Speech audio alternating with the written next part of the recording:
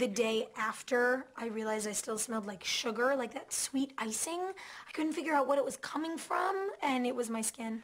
Those are always, they're like half fun, because when else am I going to throw cake around with people? And they're also annoying, because it's like you have that moment of fun where you're throwing cake, and then it's cut, and then you're just standing there covered in cake. And then you have to do it again 5 minutes later after getting cleaned off partially, you know? It's a weird job. See you soon, roomie. Every time I do a movie, I'm just sitting on set going, this is a weird job. Listen, Leslie, this is not me, okay? None of this is. Just please give me one more chance, without anybody else around, just me. We're still on for the wedding. I'll see you at the wedding. There's such a great chemistry going on between the two of them that I think that she's willing to overlook this. She knows that they're going away. She's like, listen, I think the underlying thing is, you invited me to live with you. You said it's not working out with them. Clearly it's not working out with them. You need to sort this out. If we're going to move forward, this needs to be dealt with. Get there, get there, get there, get there. Hi! Hey! Scott is incredibly understanding for a long time. His boiling point, it takes a long time to get to his boiling point, but when he does, boy does he. You two are sick. Once you go to this apartment, I want you out of my life. There's broadness in the character, but he's, has to come from a real firm foundation. Otherwise, if you don't have that, then you just have somebody trying to be funny, on camera, and that doesn't play well. A lot of other actors might have played him as kind of a sad sack, which I never wanted the character to be. What are you two doing here?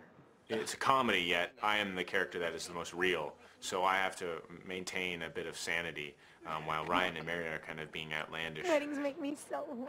I've been hired enough times in my life to play the straight guy to somebody else's comedic guy. In this scenario, I'm the weird comedic guy, and he's the straight guy.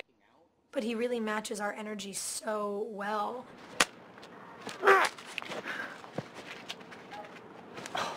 That contract is null and void, just like our friendship. Ryan and Mary don't even have to do anything anymore. Scott's so in his own head about this thing that he's imagining that they're attacking him, basically. So all they have to do is, put a tag on a gift, and it's going to drive him nuts. See, that's it. It's not a gift. It's a trap. It's probably a box of tainted pork or dog shit or angry bees. I have to get rid of it. The day that we did the wedding and the reception was absolutely the toughest day. We had a lot to accomplish. It was a lot of work because we had that huge stunt in the middle of it, which had to be done ostensibly once because we had an ice sculpture that had to break and a cake that had to be collapsed. I don't know where you find stunt people that just, oh, sure, I'll fall backwards over it. Yeah, I'll fall in the air and land on my back. Why not? How many times are you going to do it? Just orchestrated it so, like, Rube Goldberg-y, and, just like everything happened just exactly when it was supposed to, and next thing you know... Go!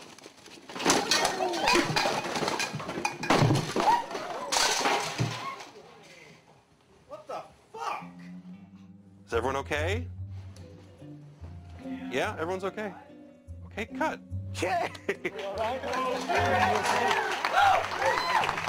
One of the stunt waiters that had to do the fall, she said, I could have got more air. If we could just do it one more time, I could have gotten so much more air. They say they're trying to keep me from rushing into anything with you, but... But we were rushing.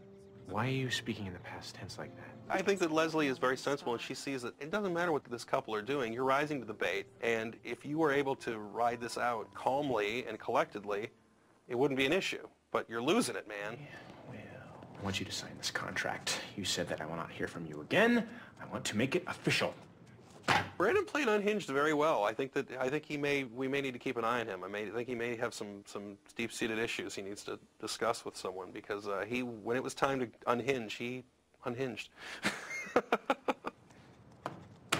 Choke on it, ass. Shh. We have a contract. It's a lot of fun working on this stuff because, everybody's always trying to make things more funny. It is a tragedy that we can't talk to Scott. Because we can't tell him where Leslie's going. I come to work, with my scripts covered in notes and excited and ready to go, and I'm willing to try anything once for the sake of the movie and for the sake of the character, and Mike was right there with me. Well, I'll never claim to be funnier than the actors.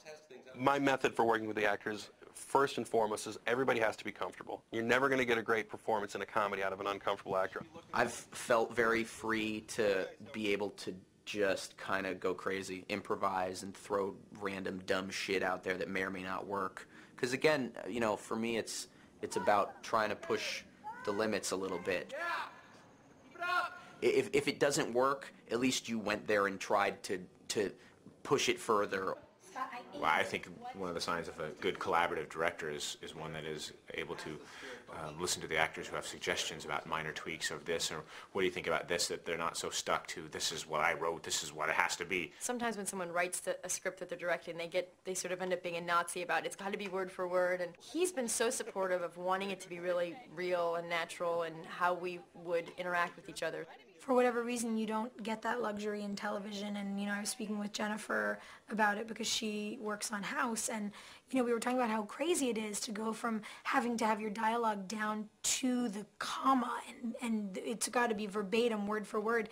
And here, we're just improvising and we're throwing things out. And, sometimes we're in the middle of a great scene and one of us says something and everybody starts laughing. And it's like, okay, we do it again. Because no one was ready for it because it came out of nowhere, and it's really enjoyable, and it's a great thing when you're making a funny movie, but when your funny movie is making you laugh while you're making it.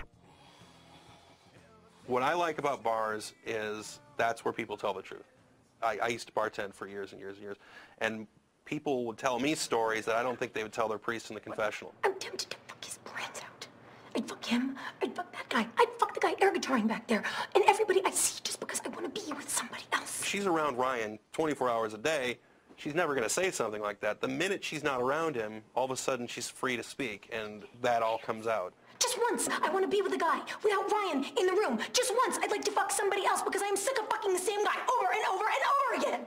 The thing that's difficult is figuring out how much time you have to get nuts, because, you've got to get in the rhythm for comedy. Comic timing is everything here. And we feel all that out and we work it out when we're doing our big wide shots and we get into coverage.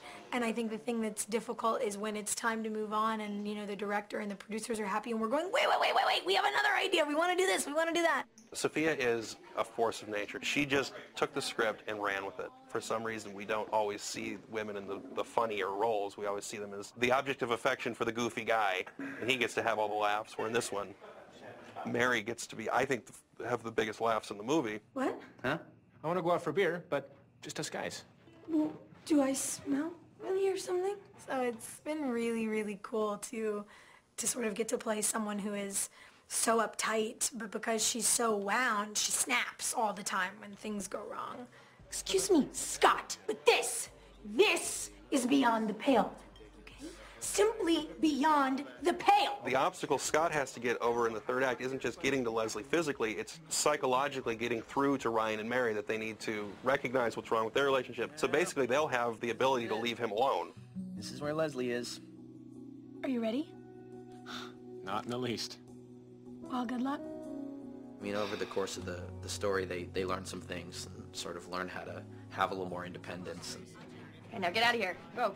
Ironically, I actually worked as a seamstress for my crew requirement in college, and we were doing West Side Story during that semester, so I altered so many suit coats. So if anyone needs a suit coat altered, I don't want to do it.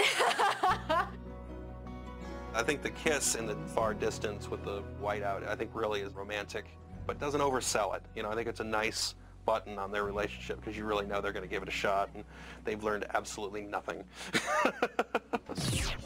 There's something to be said about the hustle and bustle and hurry of a smaller film. It gives me an opportunity to do something different that maybe a studio wouldn't allow me to do right away because they think of me just as Superman and don't see that I have other talents. And so I have this opportunity to show them that I can be, I think, pretty funny.